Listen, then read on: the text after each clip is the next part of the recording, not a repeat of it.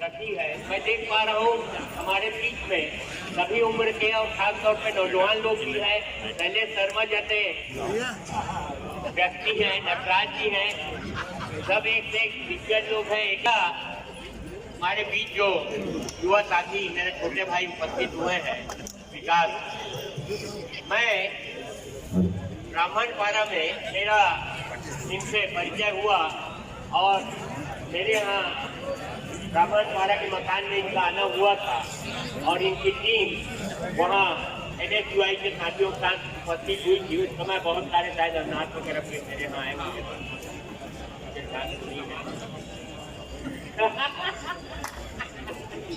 तो एक युवा अवस्था से वो अपना एक लक्ष्य निर्धारित कर जो व्यक्ति चला है और उस लक्ष्य को निर्धारित करते हुए फिर युवक कांग्रेस और उसके बाद फिर कांग्रेस और पश्चात सहयोग कर सकता है वो विकास उपाध्याय जी के लिए सहयोग करें।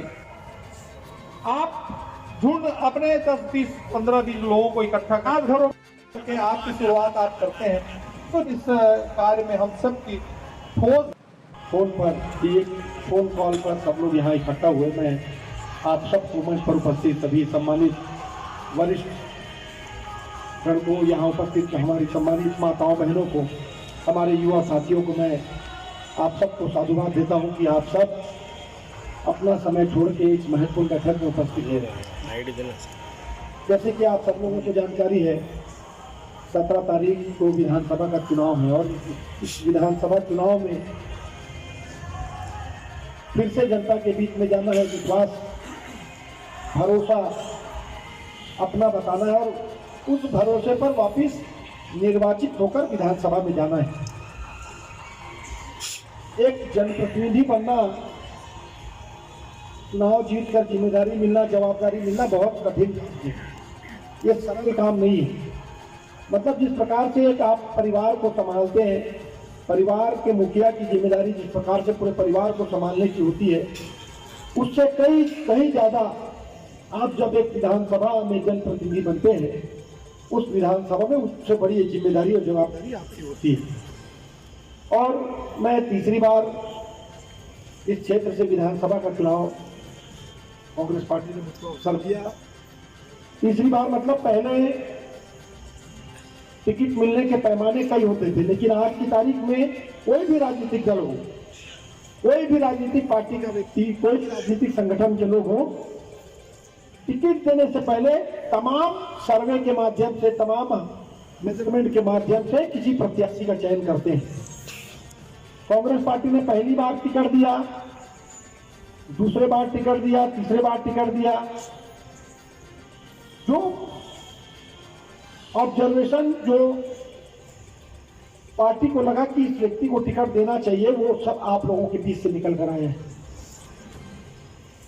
कांग्रेस भवन में या राजीव भवन में बैठ के चंद लोगों ने टिकट फाइनल नहीं कर दी, वो आप जैसे लोगों के बीच में गए, किसी न किसी प्रकार से गए, कोई ना कोई माध्यम से गए और वहां से निकलकर प्रत्याशी मुझको बनाया है। पहली बार प्रत्याशी बनाया था तो मैं मात्र 6300 वोट से हार गया। जो हमारे सामने प्रत्याशी थे उनको 54,000 वोट मिला, मेरे को 59,000, उनको 54,000, उनको 59,300 वोट मिला और मुझको उनको 65,300 मिला और मुझको 59,000 वोट मिला। 6,300 वोट से मैं हार गया चुनाव।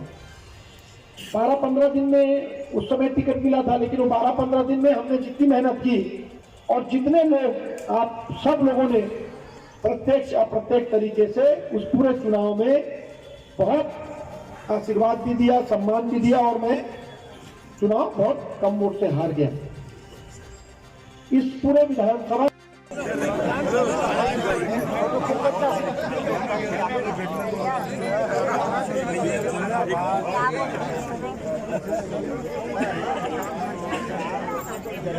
मैं जानता हूँ बेटा, मेरे साथ साइकिल उसी की है, वही है, वही कर रहे हैं ना।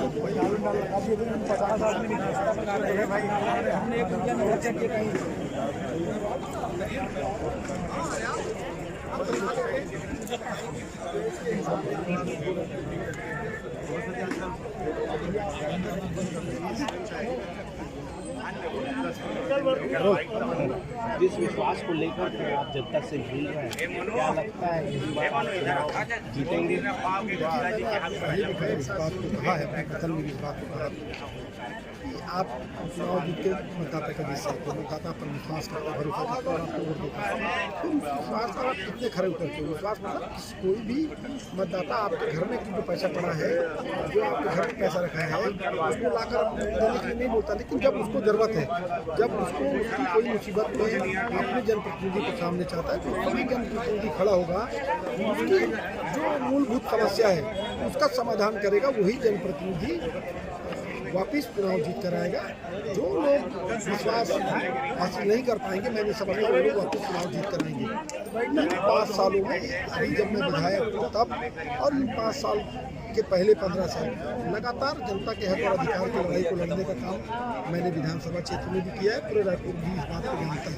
विधायक बनने के बाद भी हमने लोगों से भागने का काम नहीं किया, उनके साथ डट के काम किया, उनकी मुसीबत में उनके साथ खड़े रहे, उनकी मूलभूत समस्या, मूलभूत जो विकास नहीं हुआ था उस विकास को हमने किया। रोड, नाली, पानी, सड़क की व्यवस्था हम लोगों ने की, और आज उसी भरोसे पर हम जनता के बीच में हैं। और कांग्रेस सरकार की योजना भी ऐसी है कि हर व्यक्ति को उसके घर में उसकी जो मंथली इनकम है उसमें कैसे राहत मिले खर्चे में, उसको लेकर कांग्रेस पार्टी ने अलग अलग योजना लाई। और मैं समझता हूँ उसी काम को लेकर, इन सब कामों को लेकर हम जनता के बीच में जा रहे हैं। और जनबंधन यात्रा के माध्यम से आशीर्वाद परिक्रमा पूरे विधानसभा क्षेत्र की मैं कर रहा हूँ। रोज 30 किलोमीटर पैदल चल के घर घर जाकर लोगों के बीच में जा रहे हैं। आपके सामने आपने देखा कैसे नेम के तौर पर विकास जी प्यार लोगों ने दिया। विकास जी, पूरे विधानसभा में एक अनोखा आपका प्रचार प्रसार है, अनोखा चुनाव है। अब लोगों से मिल रहे हैं तो कुछ पैसा ले रहे हैं आप, क्या इसके पीछे उद्देश्य है? देखिए, ये अनोखा नहीं, ये तो हमारे संस्कार है, ये परंपरा में हमको मिले हैं। जब आपके घर में, जब आप छोटे थे, जब आपका जन्मदिन था, जब परीक्षा देने जाते थे तो मम्मी पापा का पैर पड़ के जाते हैं कि नहीं? तो हम, मेरे लिए इससे बड़ी परीक्षा ये परीक्षा है।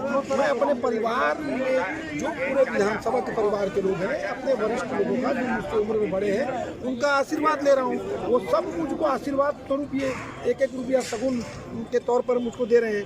मैं, ये तो हमारे संस्कार में मिला है। मैंने पूरे विधानसभा में आप ही का दिख रहा है। मतदाता हैं, उनका 1 रुपया मतलब उनका 1 वोट ये मान के चल रहे हैं। देखिए, मैंने आपको कहा कि मैं 75,000 घर है मेरे विधानसभा क्षेत्र में। मेरा लक्ष्य 75,000 घर में पहुंचना है, और उनके घरों तक मैं जा रहा हूँ। अलग अलग माध्यम है, कहीं मीटिंगों के माध्यम से, कहीं डोर टू डोर प्रचार के माध्यम से, अलग अलग तरीके से उनके बीच में हम जा रहे हैं। और क्योंकि परीक्षा मेरी 17 तारीख को है, तो बड़ों से आशीर्वाद और समझ लेना है, तो काम मेरा चालू है। अच्छा, भारतीय जनता पार्टी के जो प्रत्याशी है वो भी एक बड़े चीज है, और उन्होंने ब्राह्मण समाज को लेकर के एक मीटिंग की थी हाल में, और पूरा ब्राह्मण समाज ने ये ऐलान किया है कि जो सनातन की बात करेंगे उसके तरफ हम रहेंगे। इस बात को कैसा देख पा रहे हैं आप? देखिए, सनातन, मैंने पहले भी कहा, कई सारी चीज़ें जो हमको जन्म जन्मांतर से मिली है, पूजा पाठ, धर्म अनुष्ठान, धार्मिक अनुष्ठान, ये सब तो हमको हमारे माँ बाप से, हमारे बाप दादाओं से मिली है। किसी को देने के, किसी के समझाने से या किसी को सिखाने से थोड़ा मिलेगी। और हम उसी परंपरा को आगे बढ़ाते हुए हम लोग काम कर रहे हैं। इस प्रदेश में रहने वाला, हिंदुस्तान में रहने वाला कोई भी जाति धर्म का व्यक्ति हो, हिंदू हो, मुसलमान हो, सिख हो, ईसाई हो, अपने देवी देवताओं को, अपने पुरखों को, अपने पूर्वजों को याद करता है, अपने देवी देवताओं की पूजा करके अपने घर से बाहर निकलता है। वही सनातन का मतलब क्या है? सनातन का मतलब ये है कि आप अपने धर्म को, अपने पूजा पाठ को, अपने संस्कार को आप जिंदा रखें। वो तो आज हिंदुस्तान के एक एक व्यक्ति कर रहा है। भारतीय जनता पार्टी, और भारतीय जनता पार्टी की सोच मैं आपको बता देना चाहूँगा। जिनसे मेरे को, जिनका विधानसभा चुनाव में मेरे सामने जो मेरे प्रतिद्वंदी हैं, वो 15 साल इस विधानसभा से विधायक रहे, और मंत्री भी बने 15 साल। मंत्री मतलब सबसे बड़े पोर्टफोलियो के मंत्री, उनसे बड़ा पोर्टफोलियो के मंत्री CM साहब थे, आनंद सिंह जी। और 15 साल उन्होंने राजपाट किया, बहुत ऐश और आराम की जिंदगी उन्होंने जी। जब 3 बार लोगों ने जिताया, चौथी बार लोगों ने उनको नकार दिया, तो जनता को छोड़कर दूर चले गए। अब चूंकि चुनाव है इसलिए 2 महीने 3 महीने से जनता के बीच में जा रहे हैं, अपनी बात को रख रहे हैं। मैं समझता हूँ कि जनता उनको जान चुकी है, उनको पहचान चुकी है। जो मौका परस्त लोग हैं उनको भली भांति जानती है। आने वाले दिनों में जब चुनाव होगा तब इसके बारे में पता चलेगा। छत्तीसगढ़ की राजधानी में खास करके एक नारा चल रहा है, पूरे छत्तीसगढ़ में भी चल रहा है, अब नहीं सही वो बदल के रही वो। इस नारे से क्या प्रभाव पड़ने वाला? देखिए, भारतीय जनता पार्टी ने इन 5 सालों में जनता के बीच से अपना विश्वास खो दिया और उनका केंद्रीय नेतृत्व भी इस बात को भली भांति जानता है कि छत्तीसगढ़ में जो जनप्रतिनिधि थे, जो विधायक थे, जो मंत्री थे, उनका भरोसा अब जनता के बीच में नहीं है। अब चुनाव लड़ना है। मैंने आपको कहा कुछ साल से नहीं, कुछ महीने से भारतीय जनता पार्टी के नेता जनता के बीच में जा रहे हैं, उनको मिसगाइड करने का प्रयास कर रहे हैं, लेकिन जनता जागरूक है। खुद को बदलने की बात कर रहे हैं। देखिए, इसके पहले अमित शाह जी आए थे, जो पिछला चुनाव हुआ, अब की बार 75 पार का नारा उन्होंने दिया था। 14 सीट पर सिलेक्ट करने की बड़ी बात नहीं करना चाहिए। जो जनता को फैसला करना है सर, जो मतदाताओं को फैसला करना है, उसमें आप भविष्यवक्ता थोड़ी ना है जो आप भविष्यवाणी आपने कर दी 75 पार हम लोग रहेंगे। और कांग्रेस पार्टी कभी भी भविष्यवक्ता का काम नहीं करती। जो बॉल मतदाता के पास है, जो गेंद मतदाता के पास है, मतदाता की मर्जी से वो परिणाम आना है। हम लोगों ने काम किया, कर्म किया और परिणाम की चिंता छोड़ दी। इसलिए हम लोग बहुमत से भी ज़्यादा सीट पर चुनाव जीत कर आए थे। अभी जो आज चुनाव हुआ था 20 विधानसभा का, तो उसमें से आपके अनुमानित कितने सीट आ रहे हैं कांग्रेस? देखिए, पहले भी उन 20 सीटों में कांग्रेस पार्टी में बहुमत ज़्यादा था और अभी भी मैं समझता हूँ उनमें ज़्यादा विधायक कांग्रेस पार्टी की जीत जाएंगे। आप क्षेत्रीय पार्षद हैं और पार्षद जो है निष्पक्ष किसी पार्टी का सूत्रधार नहीं है, परंतु विधानसभा चुनाव है और आपकी ही पार्टी के प्रत्याशी जो है विकास उपाध्याय जी इस बार खड़े हैं और यहाँ पे काफ़ी लोगों की भीड़ है, उसको लेकर के क्या समीकरण बन रहा है? देखो, कोई भी विधानसभा में मतदाता जनता ये चाहती है कि हमारा जो भी प्रतिनिधि बने, चाहे वो पार्षद हो, चाहे वो विधायक हो, चाहे सांसद हो, वो लोगों के बीच का हो, सरल सहज व्यक्तित्व के धनी हो, मिलनसार हो। जब भी लोग उनसे जाएं, उनकी अपेक्षाएं होती हैं कि एक मतदाता के रूप में, क्षेत्र की जनता के रूप में कम से कम जनप्रतिनिधि उसको सम्मानित तो करे। पिछले इस कार्यकाल के पहले के 15 साल लोगों का बड़ा कड़वा अनुभव रहा है, विशेष रूप से उन प्रतिनिधियों के जो मंत्री भी रहे हैं, 15-15 साल तक यहाँ का प्रतिनिधित्व किए हैं, लेकिन व्यवहार के मामले में हमारे इस क्षेत्र की जनता को बहुत निराशा हुई है। लेकिन वर्तमान जो विधायक है विकास उपाध्याय जी, जिसके बारे में मैं नहीं, पूरे क्षेत्र की जनता नहीं, पूरे प्रदेश की जनता जानती है कि वो कितना सहज है, सरल है, कितना मिलनसार है, कितना सक्रिय है, कितना लोकप्रिय है, कितने लोगों के दुख सुख के सहभागी रहे हैं। ये इस बात के मैं कोरोना का महामारी का पीरियड रहा है जिसमें उन्होंने जितनी इस क्षेत्र की जनता की सेवा की है वो अद्भुत है, अकल्पनीय है। लोग अपने घर के परिवार के सदस्यों को ऐसी परिस्थितियों में सहयोग करने से कतराते रहे हैं, वैसे परिस्थितियों में उन्होंने न केवल लोगों को घरों से अस्पताल तक पहुंचाया, अस्पताल में बेड की व्यवस्था कराया, जबकि बेड के लिए कितनी मारामारी हुआ करती थी। चौक में ताड़ीबंद चौक में खड़ा होकर के लोगों को खाना खिलाना, चप्पल की व्यवस्था कराना, गाड़ी मुहैया कराना, उनके गंतव्य स्थान तक पहुंचाना, मुझे ऐसा लगता है कि वो ऐसा काल था जहां इस पश्चिम विधानसभा की जनता ने अपने जनप्रतिनिधियों को परखा है और यही कारण है कि आज उनके प्रति लोगों के मन में एक विश्वास कायम हो चुका है। आप देख रहे हैं कि यहाँ पे जितने भी लोग उपस्थित हैं वो केवल एक बुलावे पे हमारे एक निवेदन पे यहाँ उपस्थित। हम लोग चाहते हैं कि ये बड़ा विधानसभा है, 3.25 लाख की यहाँ की मतदाता हो, इतने बड़ा क्षेत्र हो, 22 वार्ड हो, तो उनको घूमने में, जनसंपर्क करने में वास्तव में परेशानी होती है। सुबह 6 बजे से लेकर के रात के 12 बजे तक लोगों के जनसंपर्क में लगे रहते हैं। तो हम लोगों ने सोचा सारे पब्लिक को एक साथ बुला करके क्यों ना हम उनकी बातों को सुने, उनको मार्गदर्शन दें, उनका मनोबल बढ़ाएं और उनको जिस प्रकार से जिस भी सहयोग हो सकते हैं उनको सहयोग करें। यही सोच के तहत आज हमारे पश्चिम विधानसभा विशेष रूप से ठाकुर प्यारे वार्ड की जनता यहाँ पे हुए हैं। मुझे पूरा विश्वास है इस प्रकार से इस विधानसभा में लोगों का सहयोग, प्रेम, आशीर्वाद उनको मिल रहा है। मुझे नहीं लगता है कहीं मेरे को किसी प्रकार का कोई संशय नहीं है। मुझे ही नहीं, इस क्षेत्र की जनता को दोबारा वो चुनेंगे और चुने जाएंगे, इसमें उनको किसी प्रकार का संदेह नहीं है।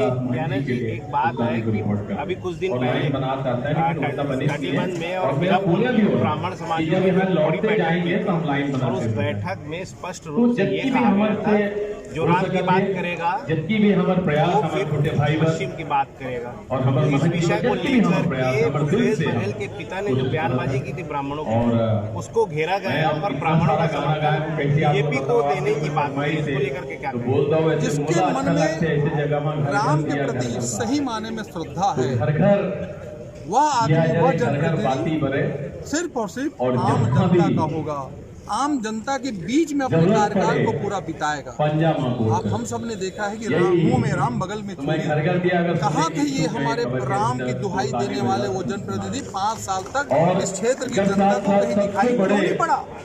कोरोना जैसे महामारी पीरियड में वो कहीं लोगों के बीच में कहीं सेवा करते हुए किसको दिखा? 4.5 साल तक विधानसभा से गायब। एक चीज बताइए, ईडी और सीडी के बीच का जो फर्क है आप जनता कैसे चुनेगी? देखिए, हर जनता, पूरे देश की जनता इस बात को जान चुकी है, समझ चुकी है कि केवल कांग्रेस के हमारे प्रदेश और कांग्रेस की सरकार को लोगों के मन में भ्रम पैदा करने के लिए सदा एक षड्यंत्र है और वो षड्यंत्र को जनता समझ चुकी है। उनके किसी भी प्रकार के बहकावे में आने वाली नहीं है। उसके हर प्रकार के प्रपंचों से उनको सब चीजों की जानकारी हो चुकी है। उनको मालूम है कि यही एक ऐसा सरकार है, भूपेश बघेल के नेतृत्व वाला कांग्रेस की सरकार है, वो मात्र केवल और केवल जनता के लिए ही काम करने वाली सरकार है। जनता के बीच में दोनों की छवि की बात करें, जनता के हिसाब से, पार्टी के हिसाब से नहीं। अरे एक बात बताइए, छवि है तभी तो 69 से 71 सीट हुआ है। छवि है तभी तो आज इस प्रकार के षड्यंत्र, उनसे तकलीफ और परेशान होकर के इस प्रकार के षड्यंत्र रखने लगे हैं। सर, आज 20 सीट पे चुनाव है, क्या लगता है कितनी सीट आएंगे इस बार? आज 20 सीट पे चुनाव है आप लोगों का। मुझे ऐसा लगता है कि हम 20 में से 15 सीट पे कांग्रेस बहुत सहज रूप से वापस आ रही है और पूरे 90 विधानसभा में आप देखिएगा, हम तो 75 की बात करते हैं और जनता इसमें मुहर 75 से ऊपर की सीटों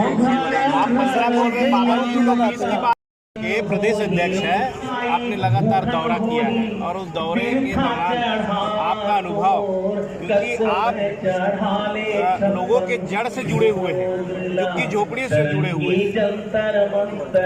देखिए, जब मैं प्रदेश अध्यक्ष बना था उसी समय से मुझे जवाबदारी जो मिली थी, आज तक जवाबदारी मिली और प्रदेश का दौरा किया। इस तरह 2018 में हमने सरकार बनाई, प्रदेश का दौरा करने के बाद इसी तरीके से देश में कांग्रेस सरकार बनाएंगे। जनता पार्टी सरकार हो रही है छत्तीसगढ़ के अंदर। सर, पूरा दावा करते हैं कि झुग्गी झोपड़ी वाले झुग्गी झोपड़ी में है। इस बार के मैनिफेस्टो में राम जी का या जो सनातन की बात करते हैं उनको भी स्थान नहीं दिया, क्या कहेंगे? स्थान तो सबको मिला, वो लोग नहीं मिला। भारतीय जनता पार्टी के लोगों का काम है कि बदनाम करना कांग्रेस पार्टी का काम नहीं। और कांग्रेस पार्टी के अंदर गरीब किसान मजदूर हर परिवार, हर लोगों को सरकार की योजना का लाभ मिला हुआ है। और ऐसी सरकार है, भूपेश बघेल की सरकार है। उनके घोषणा पत्र में देख लीजिए, हमने घोषणा पत्र जो किसानों का कर्जा माफ, बिजली बिल, हर उस योजना को लेकर 18 में चल रहे थे, 18 सरकार आज घोषणा पत्र बना उसी योजना के अंतर्गत फिर सरकार। अच्छा, आप इस प्रकोष्ठ के अध्यक्ष हैं, उस प्रकोष्ठ में ज्यादातर ये देखा गया है कि जितने भी शहरी स्तर पर जिन्होंने प्रधानमंत्री आवास योजना, बड़ी घोटालेबाजी, अनियमितता देखी गई है।